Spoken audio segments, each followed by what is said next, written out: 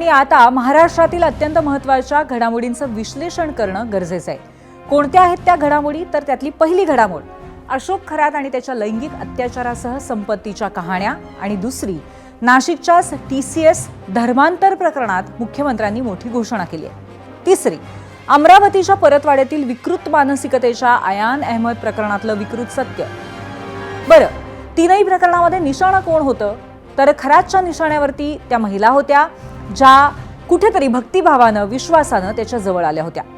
TCS प्रकरणात कोण निशाणा होतं? तर नोकरीच्या शोधात असलेल्या होतकरू तरुणी. परतवाड्यामध्ये कोण टार्गेट ठरलं? तर प्रेमाच्या मायाजाळामध्ये अडकलेल्या मुली.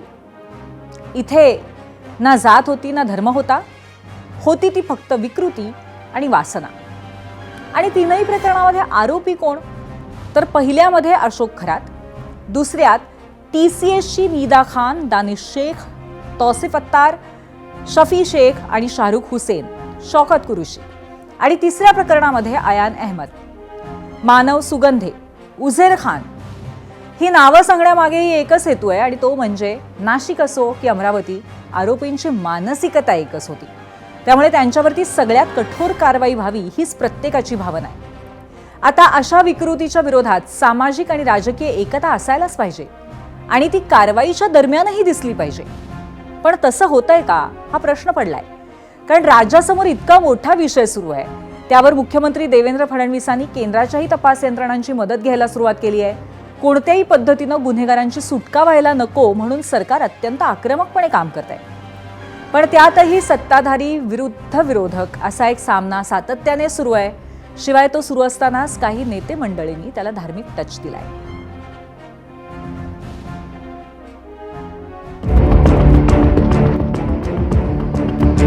हे सगळे लव्ह जिहादची सगळी जबाबदारी या खान लोकांचे चित्रपट आहेत पण सीधा गोली होनी चाहिए इनके लिए. मैं ये नहीं मानता कि बॉस की कुर्सी पे जो बैठे हैं वो हैवान बैठे हैं.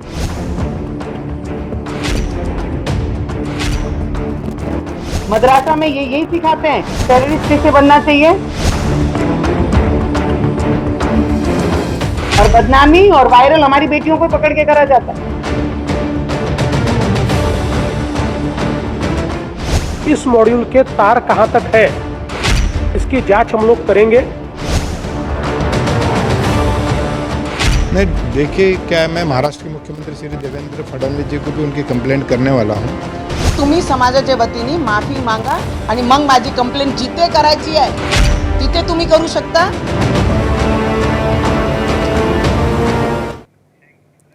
आता हे सगळं कुठे कुठे घडतंय ते पाहणार आहोतच, पण सुरुवात पहिल्या प्रश्नाने करूया, आणि तो पाहण्यासाठी जाऊया कोल सेंटरला.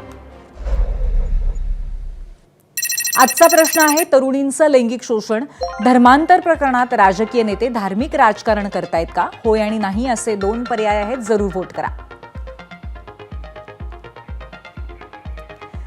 आणि आता याच अनुषंगाने चर्चा करण्यासाठी आपल्या सोबत आहेत अमरावतीच्या माजी खासदार नवनीत राणा. नवनीतजी, आपलं स्वागत आहे. आणि 0 आवरमध्ये तुम्हाला सगळ्यात आधी प्रश्न मला असा विचारायचा आहे की अमरावती परतवाडा प्रकरणावरती तुमची पहिली प्रतिक्रिया काय? नमस्कार. जे अचलपूर परतवाडामध्ये जे झालं आहे, जी घटना आहे, ॲक्च्युली ज्या पद्धतीने एवढे मुलींचे नावं बाहेर येणं, अजून त्याच्या लॅपटॉपनी सापडला आहे, 6-8 मुलं ज्यांचे नावं आता येत आहे, त्याच्यामध्ये असा बेटिंग होत होती, त्यांची कॉम्पिटिशन होत होती की तू जास्त मुली पटवतात की मी जास्त मुली पटवते.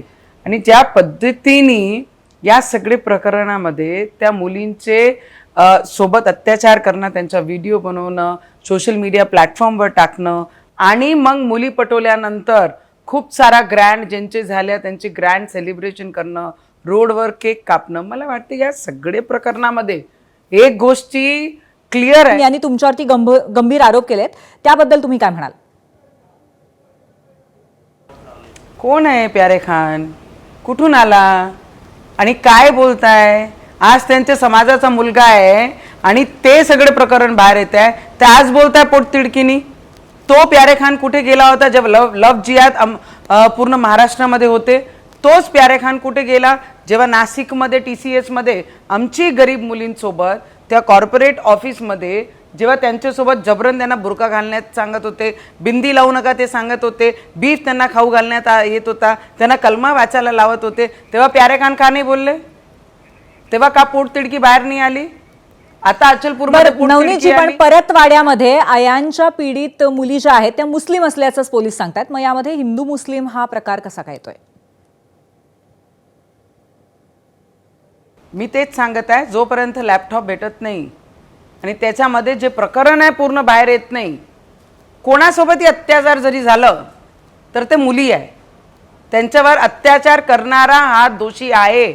मग तो कुठला आहे, कशा आहे, कोण आहे, काय करते, त्याशी माझा काही संबंध नाही. मी माझे हिंदू मुलींवर जर अत्याचार झालं, TCS मध्ये झालं, कुठेही झालं, तर त्याचा मी विरोध करणार आहे. कालही करत होती, आजही आणि उद्या सुद्धा करणार आहे. सर, परतवाडा लैंगिक अत्याचार प्रकरणामध्ये राज्य अल्पसंख्याक विभागाची भूमिका काय आहे आणि यातली काय तथ्य बाहेर आली आहेत? देखिए, सबसे पहले तो मैं आपको बताना चाहता हूँ कि वहाँ पे अचलपुर से हमारे पास एक कुछ मुस्लिम युवकों की जो माइनॉरिटीज से बिलोंग करते हैं, उनकी एक कंप्लेंट आई थी कि यहाँ पर एक ऐसा कांड हुआ है जिसके बारे में आप थोड़ा सा तुरंत संज्ञान लीजिए, यहाँ पे दंगा होने की शक्यता है। सेकंड डे जब हमने देखा तो एक पूर्व सांसद श्री नवनीत राणा जी का एक बयान आया कि यहाँ पे अचलपुर में किसी मुस्लिम लड़के ने, जिसका नाम अयान तनवीर अहमद है, उसने 180 लड़कियों के साथ यौन अत्याचार किया है और उस संदर्भ में उनका एक रील जो है वो वायरल हो रहा था। तो हमने उसका संज्ञान लेके कहीं वहाँ पे हिंदू मुसलमान का दंगा ना हो जाए, वहाँ के SP से हमने एक बातचीत की और उनसे कहा कि आप वहाँ के वातावरण पे नज़र रखें, वहाँ पे वायलेशन नहीं होना चाहिए, और तुरंत एक टीम का गठन करके हमने अचलपुर, अमरावती और परतवाड़ा के लिए टीम रवाना की। वहाँ पे जाने के बाद पता चला कि वो सिर्फ और सिर्फ 8 लड़कियाँ थी, जिसमें 2 के वीडियो थे और 6 के फोटोग्राफ्स थे। और वहाँ के SP से भी हमने जो बात की, जो विशाल आनंद है, उन्होंने भी हमको ये बताया कि सारी की सारी जो लड़कियां ये माइनॉरिटीज से है और कोई भी लड़की हिंदू समाज से नहीं आती है। सर, नवनीत राणा यांच्या भूमिकेबद्दल नक्की आयोग काय विचार करताय? कोणाला अमरावतीमध्ये दंगल घडवायची होती?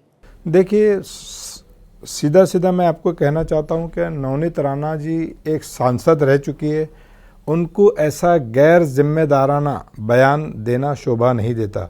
जो उन्होंने झूठ का पुलिंदा वहाँ पे पूरा का पूरा बनाया, वहाँ पे जो अफवाहें जो फैलाई, जिससे वहाँ पे हिंदू मुसलमान का जो दंगा है वो भड़क सकता था, लोगों की जान हानि हो सकती थी, वहाँ पे नुकसान होता था, काफ़ी सारा नुकसान हो सकता था। क्योंकि महाराष्ट्र अभी आप अगर देखें तो विकास की ओर अग्रसर है, महाराष्ट्र में चारों तरफ विकास चल रहा है। तो ऐसे किसी भी दंगे के लिए महाराष्ट्र में जगह नहीं है। जब हमने उसकी हकीकत जानना चाहिए तो हमें पता चला कि वहाँ पे कोई 180 लड़कियों का यौन शोषण नहीं हुआ और कोई भी लड़की हिंदू समाज से नहीं थी।